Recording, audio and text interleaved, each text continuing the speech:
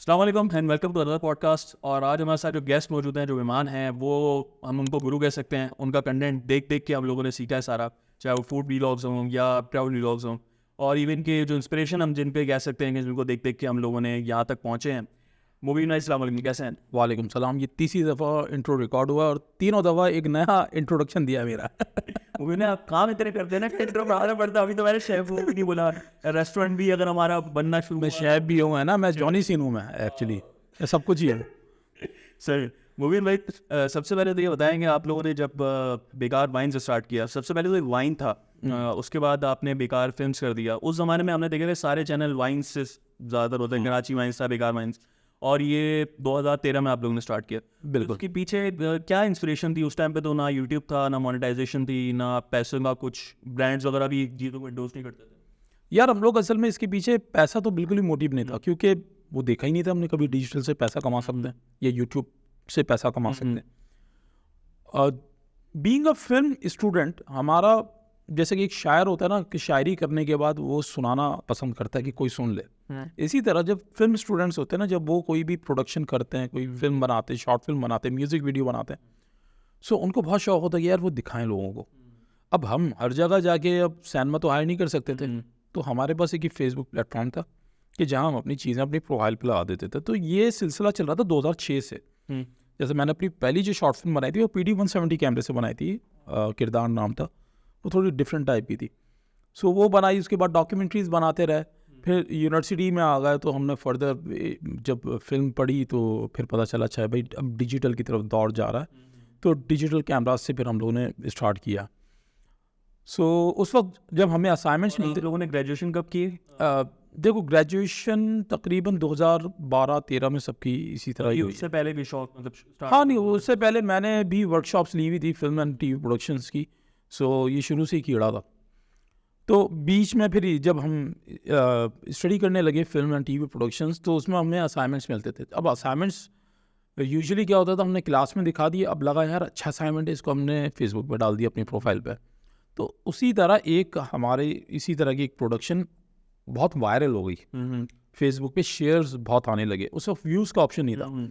तो जब शेयर्स आने लगे तो हम बोले यार ये तो चीज़ अच्छी हो गई, फिर एक और चीज़ बनाई, वो भी डाल दी, वो भी ऐसी चल गई।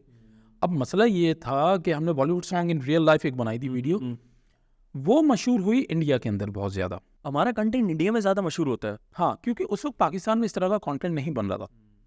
तो जब हमने वो बनाया, उसमें थोड़ी सी प्रोडक्शन क्वालिटी भी थी, चूँकि हम फिल्म स्टूडेंट थे तो हमारी प्रोडक्शन क्वालिटी दूसरों से थोड़ी सी डिफरेंट थी। हम लोग बिल्कुल प्लेन शूट नहीं करते थे, हम एडिट में थोड़ा। और ये हम बात कर रहे हैं 2006 की। ये 2012 की बात बता रहा हूँ। और उस टाइम कैमरास भी मेरे ख्याल में, कैमराज हमारे पास जो बेसिक कैमराज होते थे 550D और इस तरह के जो थे, वो उस वक्त हमारे लिए वो बहुत थे कैमरा, तो हम उससे शूट करते थे। तो इसी तरह जो है ना, वो इंडिया में हम लोग काफ़ी वायरल हो गए। और कमेंट्स में ये था कि यार इंडिया के हैं हम लोग, वो थोड़ी बात जो है ना समझ नहीं आया। हमने बोला यार आया तो पाकिस्तान, तो लोग बोलते हैं ना अक्सर यार आपको तो पाकिस्तान ने मशहूरी दिया, बोलते यार पहले इंडिया, छाप इंडिया से लगी। फिर हमने फिर उस वक्त 2013 में जाके हमने एक पेज बनाया बेकार वाइन्स करके। और वो बनाने की वजह ये थी कि देखो जहाँ तारीफ होती है वहाँ बुराई भी, और बुराई में ज़्यादातर लोग बोलते हैं ये क्या पढ़ लिख करके बेकार काम कर रहे हैं। अच्छा बेकार वाइन्स कर रहे हैं हम लोग। सही। अब लोग अक्सर बोलते हैं यार वाइन्स वाइन्स वाइन्स, ये क्या वाइन्स है। तो उस वक्त एक एप्लीकेशन थी वाइन्स की, कि 7 to 11 सेकंड का कंटेंट बनाया करते थे, जिसको डालते थे लोग कॉमेडी कंटेंट। तो वो उस वक्त लोगों को समझ नहीं आया, बाहर तो ये बड़ी फेमस थी वो एप्लीकेशन। तो हम लोगों ने वही चीज़ हम फेसबुक पे लेकर आए थे, हम शॉर्ट कंटेंट बनाने लगे। आजकल के दौर से लगता है कि वो अपने टाइम से पहले की एक ऐप थी जो कि आ गई थी। आजकल तो वही आजकल 10-12 सेकंड 15 सेकंड का, वो अपने टाइम से पहले की थी। खैर वो चलिए, जो बाद में डम्बैश हो गई थी मेरे ख्याल में, वो खत्म हो गई आइन बिल्कुल ही। उसके बाद वो डब स्मैश आ गया, उसके बाद फिर आपका म्यूजिकली आ गया, टिकटॉक बन गया। तो ये फर्दर ये चीज़ें आती रही हैं और आती रहेंगी, रील्स आ गई है। तो हम लोगों ने फिर उस वक्त हमने चैनल बनाया बेकार वाइन्स को, बेकार वहीं पे हम लोग स्किल्स डालते रहे, लोग पसंद करते रहे। कॉमेडी जो जॉनर था वो आपका शुरू से था या फिर इसको सीरियस से फिर वापस शिफ्ट किया आप खुद? नहीं हमारा आज भी कॉमेडी है। हम इवन अगर नहीं, खुद शौक की बात कर रहा हूँ, शौक की थी इस साइड पे था। मुझे बड़ा शौक है पब्लिक सर्विस मैसेजेस बनाने का, बट चूंकि हमारा एंटरटेनमेंट से रिलेटेड हमारा चैनल है, तो हम कोशिश ये करते हैं उसमें थोड़ा सा ह्यूमर डाल के बात को बोल दें। उसके मतलब ये होता है कि देखो बच्चा है, उसको दवाई खिलानी है, अब डायरेक्ट दवाई खिलाओगे तो डरेगा, तो हम क्या करते हैं, चॉकलेट में रैप करके दवाई खिलाते हैं। ये हमारा है शुगर कोटेड एक तरीका है, हम अपना मैसेज देते हैं। जैसे आज हमने एक रील डाली है, आप ये पॉडकास्ट पता नहीं कब जाएगा लाइव, बट आज की तारीख में हमने एक रील डाली है, वो एक बड़े सेंसिटिव इशू को हमने हाईलाइट किया बट ह्यूमर वे में। सो यही हमारा तरीका है, हम लाइटर वे में अपनी बात कह जाते हैं और समझाते हैं। लोग अक्सर बोलते हैं यार इस इशू पे बात करो, हम बोलते बेटा करके भी निकल गए हम ये बात। अब उनको समझ नहीं आई, वो चाहते कि हम एक न्यूज़ चैनल बन जाते, बॉस बच्चे की तरह चैनल नहीं, हम एंटरटेनमेंट चैनल। आपकी जैसे एक वीडियो अभी थोड़े दिन पहले वायरल हुई थी, मेरे ख्याल में ऑफिस से आपने शूट किया था, जो नीचे बस वाली वीडियो थी, हाँ, जिसपे आपने लिखा कुछ था माशाल्लाह और वो लोगों ने समझा कुछ। वो बताने का तरीका मेरा कुछ और था। मैं दिखा रहा था कि यार देखो ट्रैफिक जैम करके एक बस वाला बस रोक के ऊपर नमाज पढ़ा है, उसको लोगों ने माशाल्लाह पीछे। और ऐसी एक और वीडियो एक जहाज की मशहूर हुई है अभी कुछ दिन पहले, जो एक साहब जहाज के अंदर बैठ के नमाज पढ़ रहे हैं। वो बहुत मशहूर एक्टर है। अच्छा, आई मीन वो एक अबरार का एक गाना आया था, प्रीतू मेरे नाम, उसके अंदर जो थे, उसके अंदर जो एक बंदा था ना फ्रेंच वाला, वो है वो। हमारे यहाँ ये सोसाइटी के अंदर एथिक्स खत्म क्यों होते जा रहे हैं? एथिक्स भी हमें लगता है कि कुछ लोग इतना कुछ ज्यादा एक्सट्रीम हो जाते हैं कि वो जन्नत से भी 5 किलोमीटर आगे निकल जाते हैं। कसम जो पीछे जन्नत रह गई, इनको पता नहीं चला। जन्नत से पाकिस्तान के टिकट जाता है। तो आप कहीं भी देखो, अल्लाह ताला ने भी आपको चीज़ों में ईज किया हुआ है, सफ़र के दौरान आपको बोला है, रिलैक्सेशन दी हुई है। तो आप जब फोर्सफुली और डंके की चोट पे लड़कर करते हो ना, तो वो उस चीज़ का मज़ा ख़त्म हो जाता है। भाई नमाज फ़र्ज़ है, बिल्कुल फ़र्ज़ है, और कितना ही अच्छा होगा आप सुकून के माहौल में पढ़ो। वैसे हमारे यहाँ पाकिस्तान से चांद पे कोई गया ना हो, जन्नत में बहुत लोग जाते हैं, तो ये जन्नत के टिकट पाकिस्तान से बिकना कब ख़त्म होंगे? मतलब हम यार जन्नत की टिकट मैं क्या कहूँ, या तो मेरे ख्याल से जन्नत से ज़्यादा जन्नत मिर्ज़ा के पीछे लोग पड़े हुए हैं। जन्नत तो मुझे तो नहीं लगता, क्योंकि हम लोग प्रैक्टिकली कम मुसलमान हैं। आप देख लो ना, हर किसी ने शॉर्टकट लिया हुआ है जन्नत में जाने का। अगर उसी शख्स को मैं किसी को बोलूँगा यार चलो यार उस बंदे ने ये बोल दिया, चलो आओ चलाओ गिराओ करते, फ़ौरन 1000 लोग मेरे पीछे होंगे। मगर मस्जिदों में 1000 लोग जुम्मे के अलावा कभी नहीं देखे मुझे। तो मुझे समझ नहीं आता, मस्जिदें इतनी माशाल्लाह बनती हैं। हर अभी देखो ये सामने मस्जिद है, उसी गली में एक और थोड़े मस्जिद एक और मस्जिद मिलेगी। इस पूरे एरिया के अंदर 3-4 मस्जिद हैं, 5-6 मस्जिदें होंगी। इवन ये आप आगे तारिक रोड वाले रोड पे जाओ तो एक मस्जिद है, बड़ी डिबेट का बीच में बना था कि इंक्रोचमेंट का, उस मस्जिद के बिल्कुल बराबर में फोर्थ पे एक और मस्जिद है। तो मस्जिदें माशाल्लाह इतनी है, नमाजी नहीं, मस्जिद नमाजी नहीं है यार।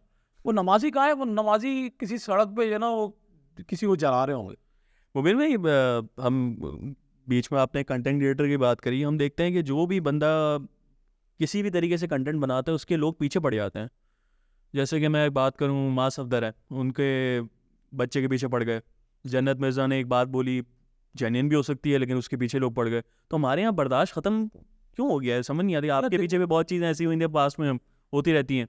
यार ये देखो सबसे मेन चीज़ ये है कि लोग जो है ना, हमारे वाले जो फ्रस्ट्रेशन, बहुत सारी फ्रस्ट्रेशन है ना, जब आपके पास फ्रीडम ऑफ स्पीच ना हो, और मैं कहाँ जा रहा हूँ नहीं समझ जाओ तो लोग इसी तरह फ्रस्ट्रेशन इधर उधर निकालेंगे, अपने बच्चों पे निकालेंगे, घर में निकालेंगे, सोशल मीडिया पर आके गाली बकदी, नादिर तेरी वो जुनेद तेरी ये, मुबीन तेरी वो आके सामने मिलेंगे ना तो वो काँप रहे होंगे, हाथ तक मुबीन भाई क्या हाल है, मुबीन भाई क्या हाल है। तो जितने लोग फ्रस्ट्रेशन मैंने देखा है कि निकालते हैं, अब वो इंडिया चांद पे पहुँच गया, सही है, उसका भी मजाक बना रहे हैं कि इतना पैसा क्यों खर्च करके गए। तो भाई क्या सोसाइटी बनानी चाहिए थी। सो भाई आप जो है ना, हमारे लोग थोड़ा सा फ्रस्ट्रेट है, और वो मैं समझ सकता हूँ कि हालात कुछ ऐसे हैं, तो वो पूरा गुस्सा जो है ना वो किसी ना किसी पे निकलता। जिसको वोट देते हो उससे नहीं पूछते, वो हमसे पूछते हैं कि आपने क्या किया, या आप क्यों नहीं आवाज़ उठा रहे हो, सड़क भी हमारी टूट गई, आप आवाज़ अबे मैं क्यों उठा, मुझे थोड़ी वोट दिया था तूने। मैं कॉमेडी कर सकता हूँ, मैं एंटरटेनमेंट चैनल हूँ, न्यूज़ चैनल थोड़ी हूँ। DM पे आ जाता है, तुम बोल यार ये इसके बारे में के पीछे पड़ जाते हैं। हाँ अबे क्यों करे भाई, उसकी मर्जी, तुम्हारी जैसे मर्जी है, तुम क्यों नहीं कुछ कर रहे हो, तुम अपने रहते हो। यार हमारे पास पेज नहीं है, हमारे सुनता कौन है, और हम फेमस नहीं है। चल फेमस नहीं है तो अपने ही हुदूद में रहते हुए कुछ करते, कुछ नहीं करते, अपनी सैलरी में से 50% निकाल कर डोनेट कर देगा, ये कोई नहीं कर, वो भी नहीं करूँगा मैं। सो ये है चक्कर, हर कोई जो है ना ये मोबाइल स्नैचर वाला चक्कर है कि आप बड़ी मेहनत से पैसा कमाते हो, पैसा कमा के बड़ी मेहनत की आपने, 6-8 महीने से सेविंग किया, आपने एक मोबाइल खरीदा, स्नैचर आता है, बोलते ला बेटा मेहनत कर ली, अब ला मुझे मोबाइल दे दे। ये इसी तरह है, इसी तरह दूसरे का बसा बसाया काम आप जो ना तवा कर दो, अपनी चाहत के चक्कर में कि भाई ये क्यों नहीं कर रहे, नहीं कर रहे, हम न्यूज़ चैनल नहीं है। और एक और चीज़ कि इन्फ्लुएंसर्स को एक्टिविस्ट ना समझा जाए। जफर अब्बास इन्फ्लुएंसर नहीं, वो एक्टिविस्ट है। तो जफर अब्बास जब वो किसी चीज़ को हाईलाइट करेंगे, उनकी एनजीओ चल भी रही है, वो उस चीज़ का सॉल्यूशन खुद भी ढूंढ सकते हैं। वो अगर किसी मसले पे बात कर रहे हैं तो वो मसले का अगर हल नहीं हुआ तो वो खुद हल कर सकते हैं, उनके पास फंड्स हैं।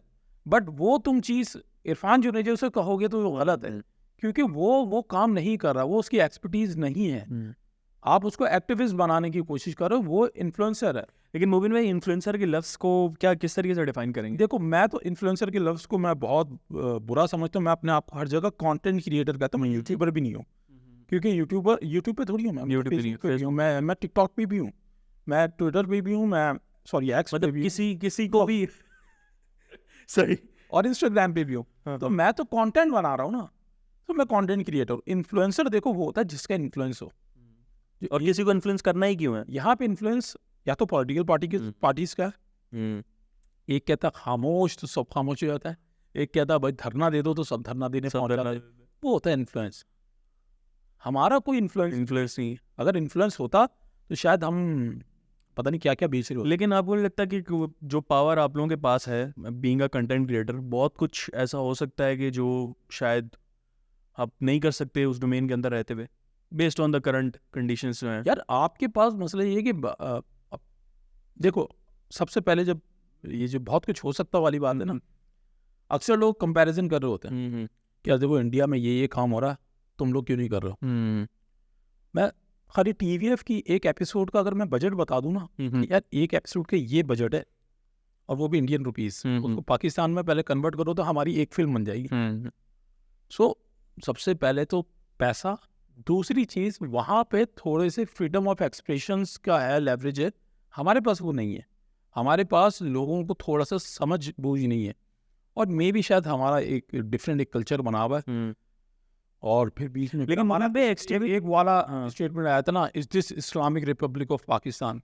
तो जो आप कंटेंट वहाँ पे देख रहे हो, वहाँ पे थोड़ी सी छूट है, हर तरह के अटैम्प्ट कर देते हो आप। हम लोग हर तरह की चीज़ें अटैम्प्ट नहीं करते। लेकिन मोबिन भाई, आपको नहीं लगता, मैं यहाँ पे डिफर इस तरीके से, आपको नहीं लगता कि एक्सट्रीमिज्म वहाँ पे बहुत ज़्यादा है? यहाँ आप वो नेशनल मीडिया पे नहीं लाने देते। देखो, एक्सट्रीमिज्म होगा, बट वो स्टेट टू स्टेट होगा, हर स्टेट में भी नहीं होगा, नेशनल लेवल पे नहीं। आप हैदराबाद दक्कन में जाके तो आप करके दिखा दो कोई, हैदराबाद दक्कन में तो बीफ भी बिरयानी बिक रही है, वहाँ पे बैन करवाओ, बीफ नहीं करवा सकते। तो वहाँ पे भी ये मेजॉरिटी और माइनॉरिटी वाला चक्कर चल रहा है, बस स्टेट टू स्टेट। वहाँ पे आप चेन्नई में जाओ, आप साउथ इंडिया में जाओ, वहाँ पे बीफ बैन नहीं है, वहाँ पे बीफ कड़ी भी मिलेगी आपको, बीफ बिरयानी भी मिलेगी, तमाम चीज़ें मिलेंगी। आप इस तरफ आ जाते हो, आप बिहार साइड पे या दूसरी साइड पे, तो आपको यहाँ पे सख्ती, गुजरात साइड पे यहाँ पे ज़्यादा है। हाँ, यहाँ पे आपको भनक भी पड़ गई तो घर जला देते हैं। तो मतलब वो चक्कर तो यहाँ पे भी है ना। यहाँ पे कभी घर जला रहे हैं हम माइनॉरिटीज़ के, कभी, मगर वो कहाँ हो रहा है वहाँ, वो आपने कभी कराची में नहीं देखा, वो इवन सिंध में भी बहुत कम देखा, वो ज़्यादातर पंजाब साइड, वैसे ही रूरल जो गाँव देहात हैं वहाँ पे ये चीज़ें देखने को मिलती है। पूरे पाकिस्तान में तो ऐसा नहीं होता। यार, अब कभी इंटीरियर से जाएँ, वहाँ पे आज भी जो बड़े बड़े जो बिजनेसमैन हैं, इवन गोल्ड के खास तौर के अंदर, काम के अंदर, वो हमारी हिंदू बरादरी है। हाँ, सब। और वहाँ पे मैंने कभी नहीं देखा, मैं जितनी दफ़ा भी गया हूँ, मैंने कभी नहीं देखा इस तरीके का कोई क्लैश हुआ हो या किसी मस्जिद पे। इवन कि आप मुहर्रम में जाएं तो सुन्नी और शिया साथ बैठ के जो है वो सारी चीज़ें कर रहे होते हैं। यही चक्कर मैं बताने की कोशिश कर रहा हूँ ना, कि देखो अगर एक्सट्रीमिज्म वहाँ दिखता है ना आपको, तो वो भी पूरे इंडिया में नहीं दिखता होगा, वो स्टेट टू स्टेट है। जैसा कि कराची में अगर लियारी में कुछ मामला खराब हुआ तो टिकर क्या चलता है कि कराची में 4 लोग मारे गए, वो उसको बिल्कुल हाईलाइट नहीं करते कि किस जगह में मारे गए, वो पूरा लिखेंगे। अब जो लाहौर में बैठा हुआ है वो तो वैसे ही डर रहा होगा कि यार मैं कराची में 4 लोग मर गए। भाई इलाके आप उसको आप मतलब स्पेसिफाई कर दो, तो इसी तरह इंडिया में भी है, वहाँ पे कुछ इस तरह कराची से तो खैर है, कराची तो वैसे भी शहर होना ही नहीं चाहिए, वो तो एक इतना बड़ा शहर बन चुका है कि उसको अलग अलग डिवीजन, खैर अभी इसको छोड़ें, बहुत खतरनाक बताना बात है, बात तो नहीं दबा दी बात तो दबाओ। फिर भाई हम बात कंटेंट क्रिएटर्स की बात कर रहे थे हमारे मुल्क में। मैं आपका नाम नहीं लूँगा, मैं मुरू की बात करूँ। मुरू जैसे कंटेंट क्रिएटर भी हैं जिनका कंटेंट देख के मेरे ख्याल में बहुत से लोग इंस्पायर होते हैं, जिस लेवल का वो कंटेंट होता है। लेकिन जितना भी अच्छा कंटेंट हो हमारा, किसी का भी हो, XYZ, वो कभी भी नेटफ्लिक्स जैसे प्लेटफॉर्म पे नहीं आता, और हम देखते हैं कि बहुत से मुल्कों के टुच्चे कंटेंट भी जो है ना वो उस पर आ रहे होते हैं। क्या इसकी मतलब आपके जो रिप्रेजेंटेटिव होते हैं ना, हमारे वैसे हैं नहीं, हमारे वाले ओन नहीं करते सबसे पहले तो अपने मुल्क को, तो वो क्या हमारे कंटेंट को ओन करेंगे। सेकंड चीज़, नेटफ्लिक्स ओरिजिनल जो आप देखते हैं ना, ओरिजिनल इंडिया में है। इंडिया में मसला ये कि सब्सक्राइबर भी तो बहुत है। पाकिस्तान में क्रेडिट कार्ड आप क्यों बनवाते हैं? ज़्यादातर तो खाली VIP लॉन्चेस यूज़ करने के लिए बनाते हैं कि जाते हुए कहीं ट्रैवल कर रहा हूँ तो वो यूज़ कर लूँगा, इस वजह से क्रेडिट कार्ड बनाते हैं। शॉपिंग भी नहीं करते हम लोग, तो सब्सक्राइब क्या करेंगे? एक सब्सक्रिप्शन पे हम लोग 5 स्क्रीन चला रहे होते हैं, पूरा ख़ानदान को बांटा होता पासवर्ड। तो हमारे पास है तो रेवेन्यू जनरेट ही नहीं हो रहा है। लेकिन वॉल्यूम के हिसाब से एक तो आए, कोई एक भी हमने ओरिजिनल सीरीज आज तक नहीं देखी, उसके पीछे कुछ और वजह भी होंगे। देखो चलो अभी यहाँ पे आइस ब्रेक करते हैं, पाकिस्तान में आ रही है नेटफ्लिक्स ओरिजिनल वेब सीरीज बन रही है। ग्रेट। और बड़ी मुश्किल से नहीं, वो एज अ मेन स्ट्रीम की बन रही है या हमारे जो कंटेंट हमारे जो ब्रादरी कंटेंट क्रिएटर्स नहीं, मतलब टीवी के हैं, एक चैनल बना रहा है और उम्मीद है कि वो अच्छी बनेगी, तो नेटफ्लिक्स ओरिजिनल फाइनली कर रहा है। बट हाँ, इंडिया जैसी मार्केट नहीं है हमारी, नहीं है। तो इंडिया बहुत ज़्यादा प्रोफेशनल है, प्लस चीप भी है क्योंकि वहाँ पे कंपटीशन बहुत है। आपको लगता है इंडिया से हमारा कम्पीट करने की बात करना भी जस्टिफाई हमारा बिल्कुल ही नहीं बनता ना, अब तो बिल्कुल भी नहीं हम तो बहुत पीछे हैं। आप वहाँ उनकी पहले तो हम ये कह सकते थे ना कि यार फलाना इंडस्ट्रीज है, इस इंडस्ट्रीज से हम लोग कंपटीशन कर लेते, चलो पूरे इंडिया तो बहुत दूर की बात है। अब उनके अंदर ही इतना कंपटीशन है ना, वो हमें तो याद ही नहीं करते। उनके अंदर ही इतना कंपटीशन है, उनके तेलुगु, तमिल, कन्नड़ा, भोजपुरी, उनका पंजाबी सिनेमा, उनका अपना जो बॉलीवुड, जो कि नॉर्थ सिनेमा जो कहलाता है उनका बॉलीवुड, वो उनमें आपस में इतना कंपटीशन है ना कि अभी आप RRR देख लो, फिर KGF आ गई, अभी एक जवान आ रही है। जवान मूवी भी दोनों जगह को पैन इंडिया कह रहे हैं उसको, क्योंकि वो अब हर जो भी इंडिया की बड़ी मूवी आ रही है वो 4 लैंग्वेजेस में होती है। और अभी तो टावल को लोगों ने लेकर आ गए हैं, जितनी बड़ी मूवीज आती हैं उसमें टावल कोई ना कोई होता है। देख लो ना, हजार करोड़ वो भी इंडियन रुपीस का बिजनेस करके दे रही है मूवी, तो वो तो इकोनॉमी चला रहे हैं भाई। तो हमारे पास तो अभी मसला ये है कि सिनेमा एक तो कम है हमारे पास, प्लस हमारे पास अल्लाह करके 1-2 मूवीज बनती हैं उसको बैन कर देते हैं। तो हमारे पास बैन कल्चर नहीं होना चाहिए। देखो अगर किसी चीज़ से इख्तलाफ है ना देखो आप बैन करके क्या करते हो? आप उसकी मार्केटिंग करते हो, क्योंकि वो उसकी हाइप बढ़ जाती है कि क्यों बैन हुई। जब ये क्यूरियोसिटी, नेगेटिविटी जो है ना, वो भी मार्केटिंग का सबसे बड़ा। एग्जैक्टली। और हम पाकिस्तानी वो लोग हैं ना कि मना कर दिया ना, कीड़ा काट, अब तो काटे। अब मैं देखूंगा, मैं छैया में ऐसा क्या बोला था मैं सुनूंगा। ये ऐसा आपको याद है छैया में? बिल्कुल ऐसी था ना, मैं वही बता रहा हूँ कि अब तो सुनूंगा, सबने सुना फिर। तो इसी तरह बैन नहीं करो, आपने सर्टिफिकेट देना है कि भाई इस एज के लोग नहीं देख सकते, और आपने मूवी रिलीज कर देनी है। आपने हाइप दी तो वो मूवी जो नई भी बिजनेस होना था ना वो भी करके। लेकिन बहुत सी मूवीज ऐसी हैं जिनको सर्टिफिकेट मिल गया, उसके बावजूद बैन हो गई। अभी जिंदगी तमाशा, जिंदगी यासिर हुसैन की एक मूवी आई थी जो, बिल्कुल, बट ड्रैग भी तो हुई ना, कितना हाइप मिली उसको। यही कहता हूँ, मूवी को रिलीज होने दो। सिनेमा के जो बॉक्स ऑफिस नंबर्स है ना, वो बता देंगे मूवी हिट है कि नहीं है। उन्होंने अटेम्प्ट कर दिया, सही है, थोड़ा सा लेवरेज दो यार, क्रिएटिव आदमी को थोड़ा सा तो कैनवस दिया करो कि यार वो इतनी चीजें छू सकता है। पैसा अगर इतना नहीं है तो ये हमारा हर कंटेंट क्रिएटर दुबई को शिफ्ट हो रहा है। कहाँ से आ रहा है इतना पैसा? ये तो किधर से ला रहे इतना पैसा? नहीं देखो, ऐसा नहीं है कि पैसा नहीं है। जो भी मेहनत कर रहा है उसको कुछ ना कुछ तो मिल ही रहा है, चाहे वो एंडोर्समेंट से या यूट्यूब मोनेटाइजेशन से मिल रहा है, और वो एक एवरेज पाकिस्तानी से बेटर है। जब भी लाइफस्टाइल सबकी डिफरेंट है, क्यों हर दूसरा शख्स आज कंटेंट क्रिएशन में आना चाहता है? वो इसी वजह से। लेकिन मूवी में हमने ये भी देखा है कि ऐसे कंटेंट क्रिएटर्स में, अभी रिसेंटली किसी की देख रहा था, खिजर जैसे है, जिस इलाके से वो उठ के आए हैं वहाँ पे तो ब्रांड्स पहुँचते हैं जो हम देखते हैं माशाल्लाह उनकी सक्सेस स्टोरीज, यार देखो, ब्रांड की एक अलग साइकी है। बहुत सारे बड़े बड़े यूट्यूबर्स होंगे, अभी मैं तुम्हें गिनवा दूंगा, उनके पास भी ब्रांड्स एंडोर्समेंट्स नहीं है, वो पूरे डिपेंड कर रही है यूट्यूब रेवेन्यू पे। लेकिन हमारे यहाँ यूट्यूब मोनेटाइजेशन में इतना पैसा है। देखो यार हमारा मकसद जो है ना, मतलब अगर कोई आपको देख के कंटेंट क्रिएशन में आना चाहे तो उसको भी सीखने के कुछ मिले कि नहीं, ज़ाहिर है हर किसी को पैसे कमाना है। देखो सबसे मेन चीज़ है तो व्यूज़ आएंगे, तो उस पर ऐड ब्रेक्स आएंगे, आएंगे तो पैसा आएगा, सही है।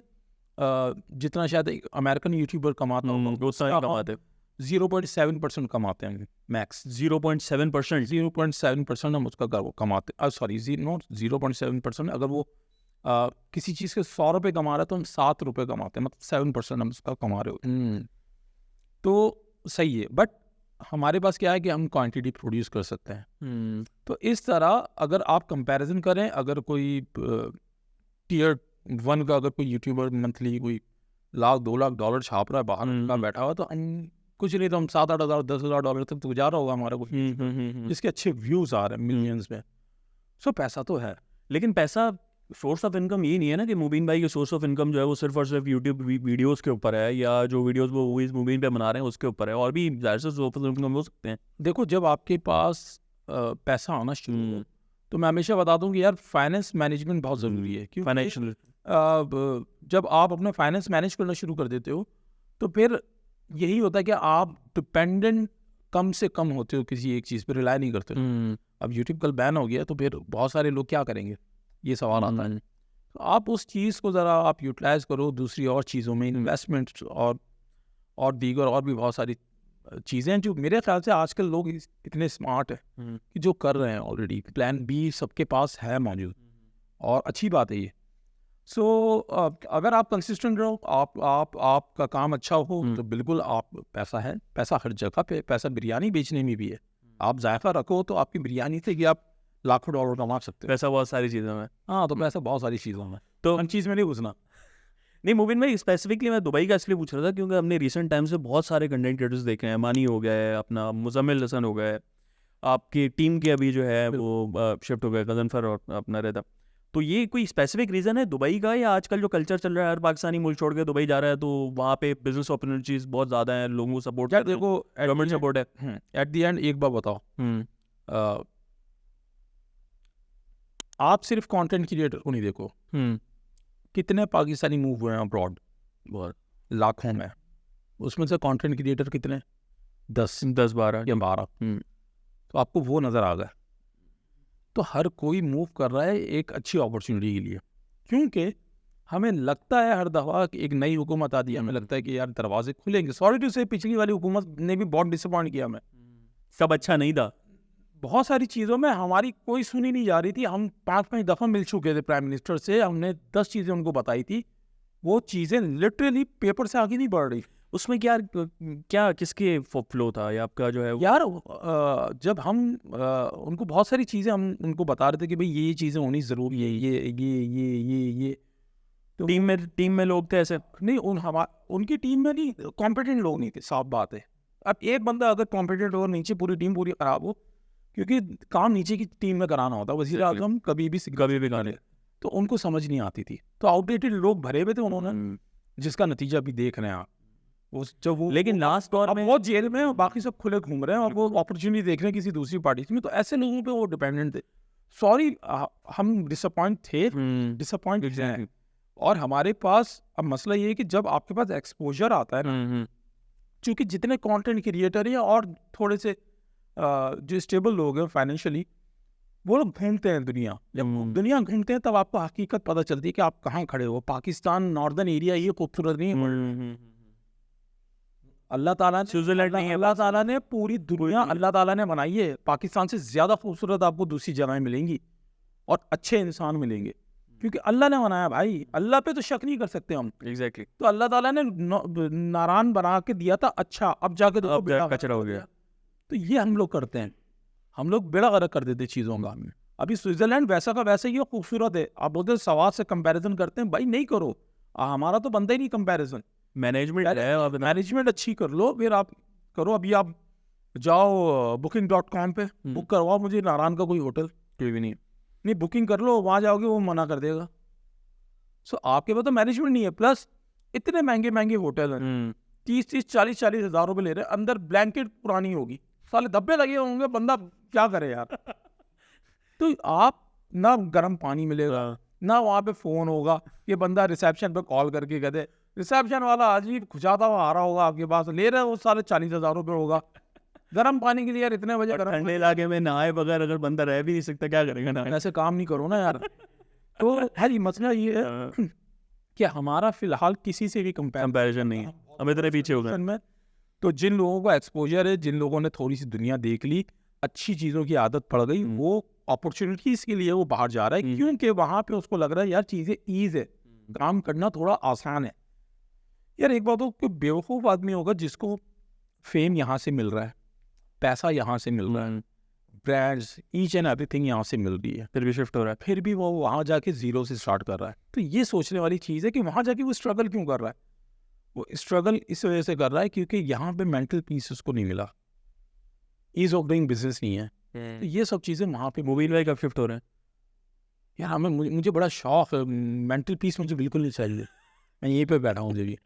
बोल रहे फिर मैंने कहा आप सब लोग कह रहे हैं कि यार कब शिफ्ट हो रहे हैं, मैंने बोला मैं ताला लगा के आऊँगा जब सब निकल जाए।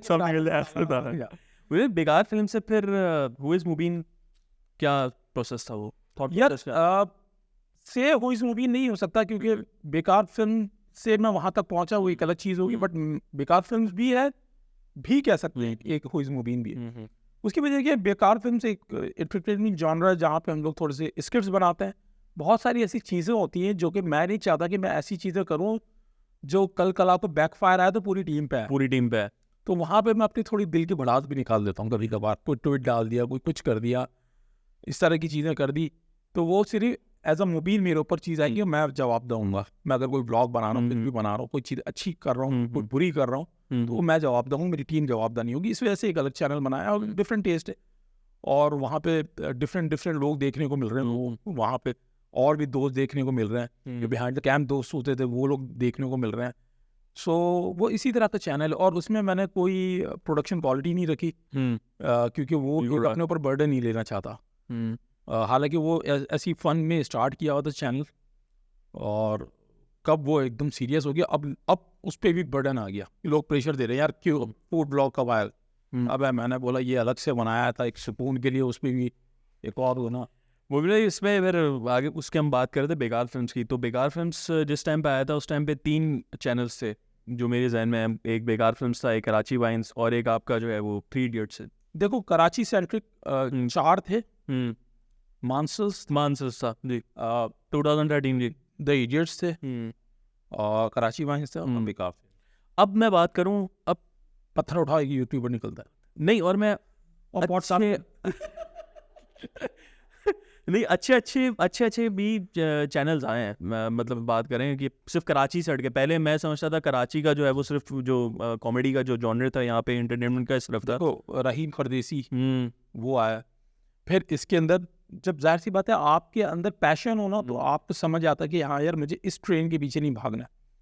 अब हम स्किट बना रहे थे, बहुत सारे लोग आ गए थे, सारे आए, ये वाइन अच्छी वाइन, हमने बेकार वाले एक आ गई अच्छी वाइन, मतलब ये क्या कंपटीशन कर रहा है, और वो दूसरे दिन ही बंद हो गया।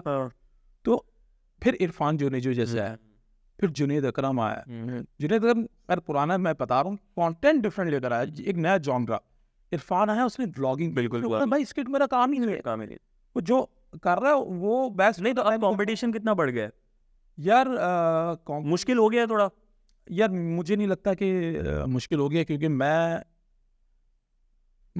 फिक्र ही नहीं करता कि क्या हो रहा है। बहुत सारी चीज़ें हो रही है जिसपे व्यूज़ बहुत ज़्यादा आ रहे हैं, और हम बहुत आराम से बना सकते हैं वो चीज़ें, हमने वो अटैम्प्ट ही नहीं करनी। हमने एक डेकोरम मेंटेन किया हुआ है, उसी को फॉलो कर रहे हैं। लोग घर में बैठ के बड़ी स्क्रीन पे हमें देख रहे हैं, हमें वही चाहिए। अच्छा मोमिन भाई, हम लोग इस पर बात कर रहे थे कि तो उसके अंदर आपके हिसाब से यूट्यूब का 2017 में मेरे ख्याल में बैन हटा था, 2017 में 16-17 में टाइम जो एक मेजर शिफ्ट जैसे कहते हैं ना, कि एक पाकिस्तान के कंटेंट क्रिएटर्स का बिल्कुल एक सडन शिफ्ट आया, एक सडन पीक आया, वो आपके हिसाब से कौन सा दौर था? यार जो पीक था मेरे ख्याल से वो 2015 था। 15 हाँ 15 में बहुत सारे नए जॉनराज आने शुरू हो गए और वो चला 18 तक। फिर 18 तक जो आपको उस वक्त जो लोग जिन्होंने दिखे आए इंडस्ट्री के अंदर और कंसिस्टेंट रहे, वो आज तक आपको दिख रहे हैं और वो टियर 1 में शामिल है।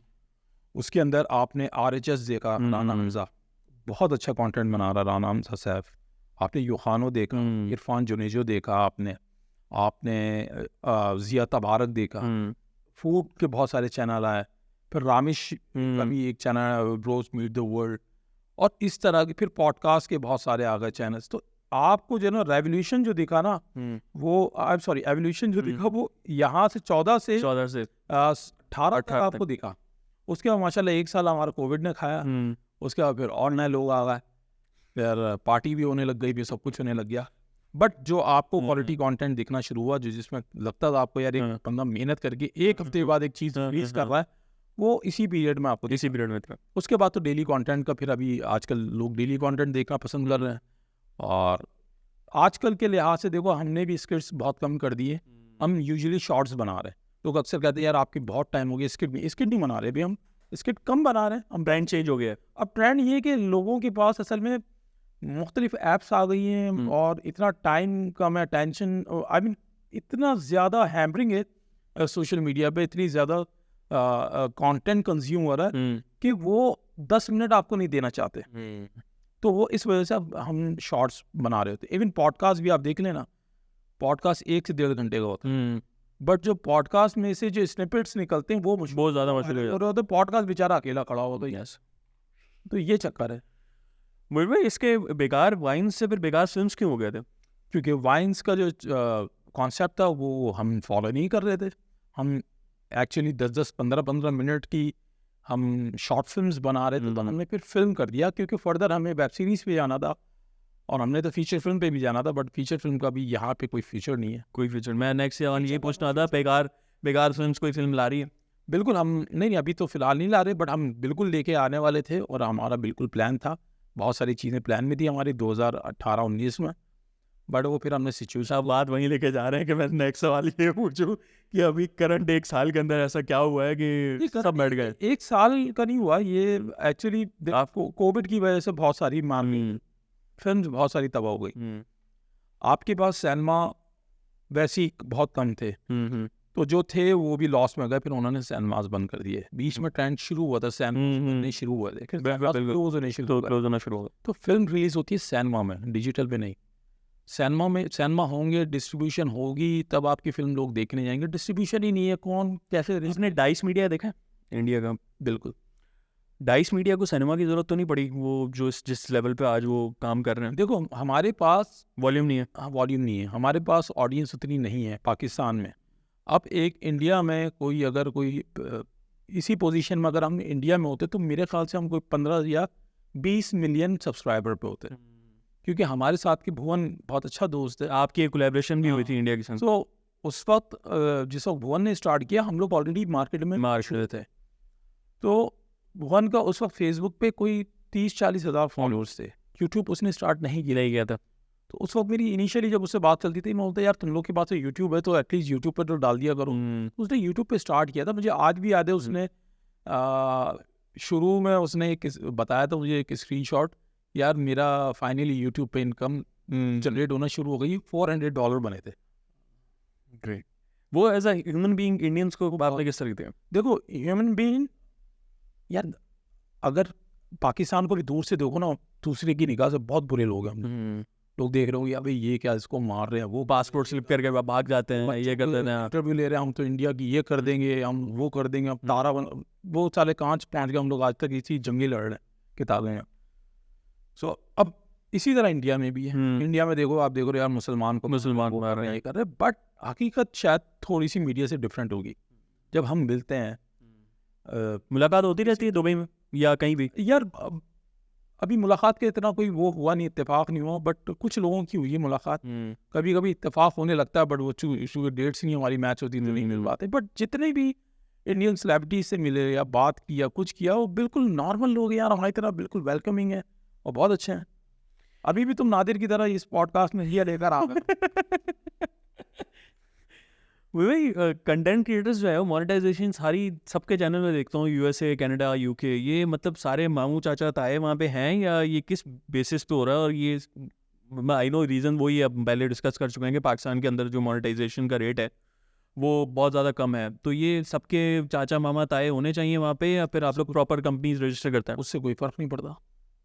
देखो आप भले अमेरिका में चैनल बना दो, आप उर्दू में चैनल बनाओ, और वो पता चला देख रहा कराची में बैठ के बनता है, तो आपको जो रेवेन्यू मिलेगा वो कराची के लिहाज से मिलेगा, क्योंकि एड व्यूज़ के हिसाब से। हाँ, क्योंकि वो कराची में अगर मैं आपकी यूएस की वीडियो को देख रहा हूँ तो मेरे ऊपर टपाल का ऐड आएगा, लिप्टन का ऐड आएगा, इनके ऐड चल रहे हैं। मेरे पास कोई बाहर के ब्रांड का, कोई हॉलीवुड के, आई मीन अमेरिका के ब्रांड का, तो ये मिसकंसेप्शन है लोगों का। हाँ, आप कहीं से भी चैनल बना दो, डिपेंड करता है कि रीच कहाँ से आ रही है आपके पास, वहाँ से रेवेन्यू जनरेट होता तो हम रीज़न क्या देख रहे होते है। हैं? सपोज करो मैं कंटेंट अक्सर, मैं अभी क्रिकेट पे अक्सर कंटेंट बनाता हूँ, तो उस पर मेरा रेवेन्यू बेटर होता है रादर देन कि मैं कोई दूसरा कंटेंट बनाऊँ सिमिलर व्यूज़ हो।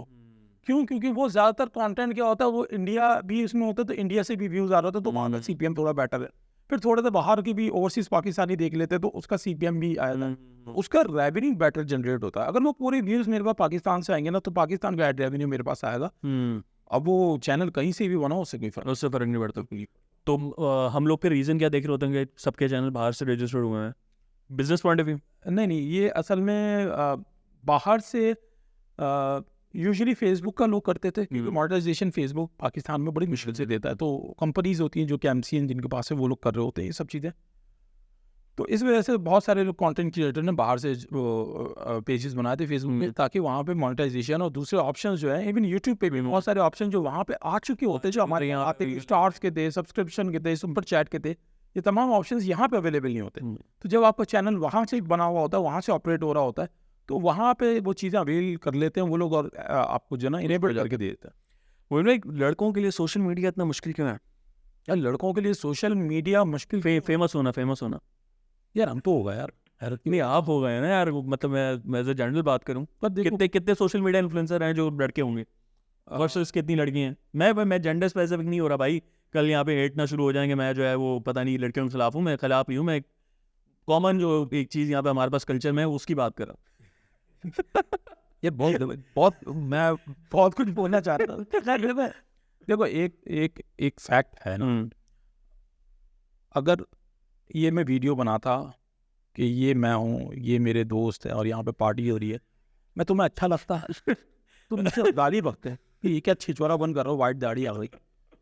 वो एक लड़की ने बोला तो आपको क्यूट लगा, आपको अच्छा लगा, तो आपने शेयर किया, बस ये है। मसला आपके अंदर है, उस लड़की में मसला नहीं है, मसला आपका है, हमारा मसला है। हाँ, मसला आपका है, उस लड़की में कोई मसला नहीं, वो कंटेंट डाल रही है सिर्फ। वो अभी भी बहुत सारी ऐसी लड़कियां बेचारी जिनको नहीं मिल रहा। जहाँ तक लड़कों की बात है तो हमारा 3 to 1 पिल्ले मशहूर है भाई। सही। मुबिन भाई कराची कब सुधरेगा? कराची बदजन हो गया।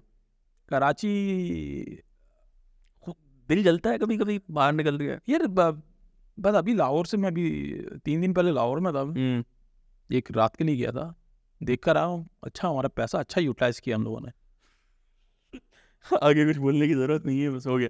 नहीं, कराची वाकई में कराची वाले कभी सुधर सकते हैं या हमारा गलती है? यार देखो, नहीं हमारी गलती नहीं है, स्टेट की गलती है। क्योंकि वजह ये कि एक तो सही से ऑनेस्टली यार काउंटिंग कर लो, सही एक दफा सही वाले कंटेंट कर लो। क्यों कॉम्प्लेक्स? नहीं, वो हम कह रहे हैं ना कि हम लोग सारे बाहर चले गए हैं, हम लोग नहीं, मेरे ख्याल से ये लोग या तो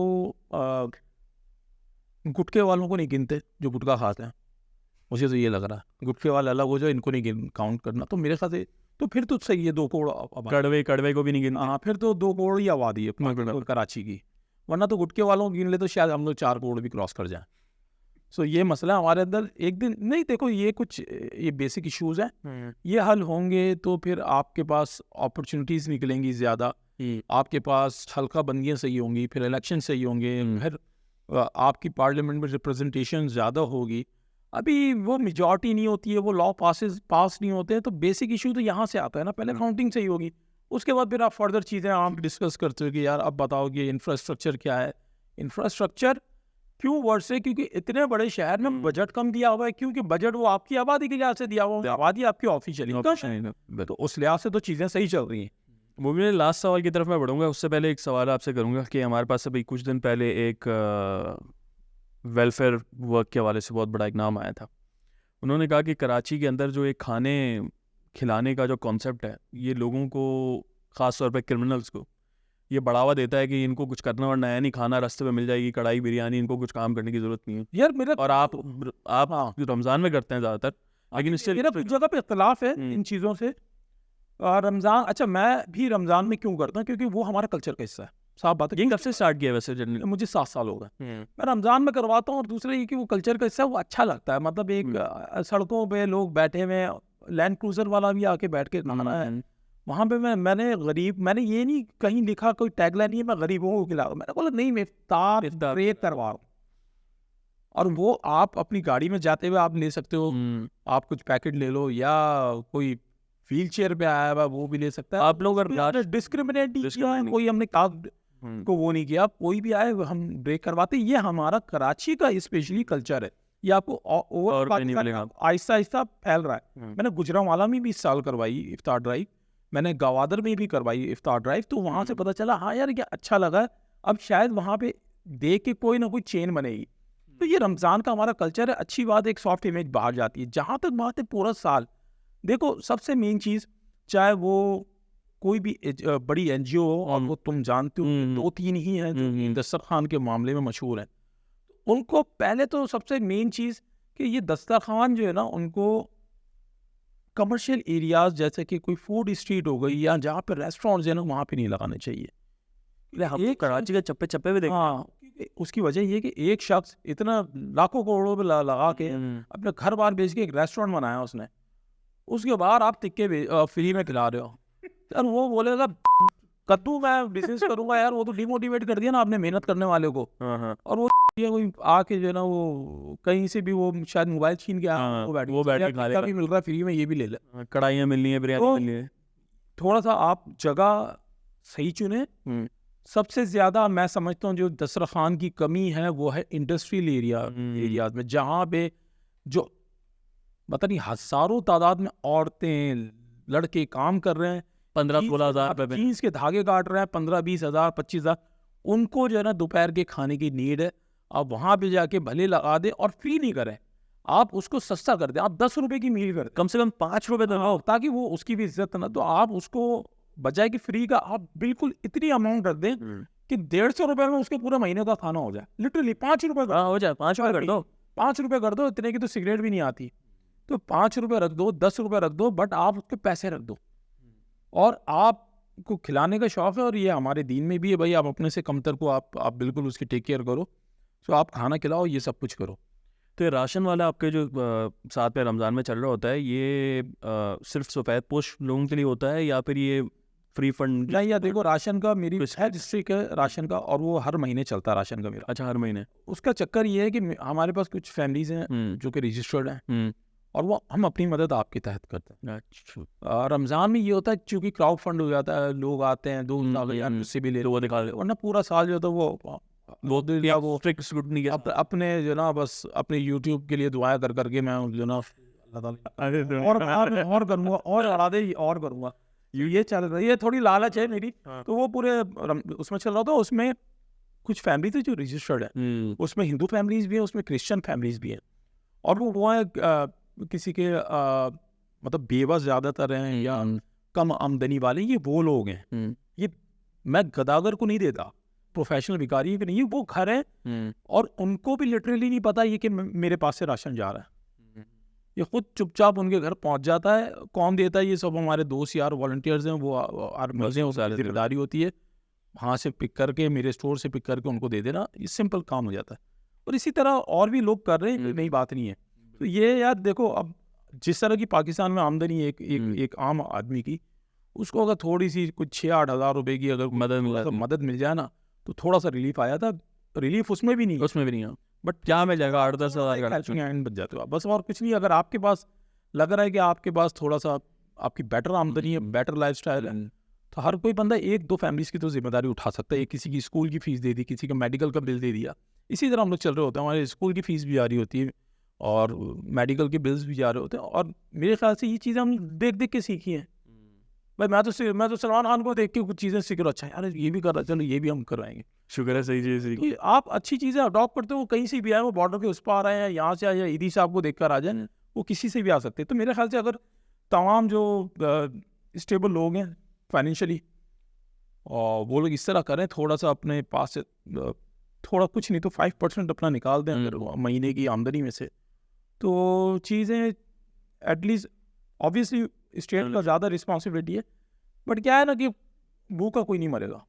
मोमिन भाई लास्ट सवाल पूछूंगा। हमारे पास जो है वो कुछ अरसे पहले तक सवाल पूछ रहे थे कि जो है वो पाकिस्तान के बारे में क्या बोलना चाहेंगे, लेकिन वो सवाल मेरे ख्याल में अब रेलेवेंट रहा नहीं है जो हालात जा रहे हैं। कंटेंट क्रिएटर्स जो हैं उनको आप क्या मैसेज देंगे, जो यंग बच्चे हैं जो 16-17 साल की उम्र में कंटेंट कैमरा के अंदर? देखो, सबसे पहले तो जबान निकाल के स्लो मोशन बनाना बंद, ये सबसे पहला है। कुत्ते लगते हो लिटरली, और कोई आत्मा बच्चों में कोई फर्क नहीं है। देखो, मशहूर एक रात में भी हो जाता बंदा, बट वो दूसरी रात तक वो रेलिवेंट रहता है, तीसरी रात तक नहीं रहता वो। फिर होता ये है कि जब आप कोई इस तरह की अटैम्प्ट करते हो एग्रेसिव मशहूर होने के लिए, तो उसमें यूजुअली होता क्या है, फिर आपको वो चीज़ कैरी करनी पड़ती है, क्योंकि वो आपने बेंचमार्क सेट कर दिया होता है, लोग आपको उसी तरह पहचानते हैं, और फिर वो आपको कैरी करना बहुत मुश्किल हो जाता है वही चीज़। अब सपोज करो, अगर कोई आपने इंतहाई क्रिंज हरकत कर दी, गटर में कूद गए, निकल गए, अब वो वहाँ से आप हिट तो होगा, लोगों ने पहचानना शुरू, अरे ये जा रहा हो जो गटर में से निकला था। अब हर दफ़ा आपको वहीं से निकलना होगा, वरना तो लोग आपको देखेंगे नहीं।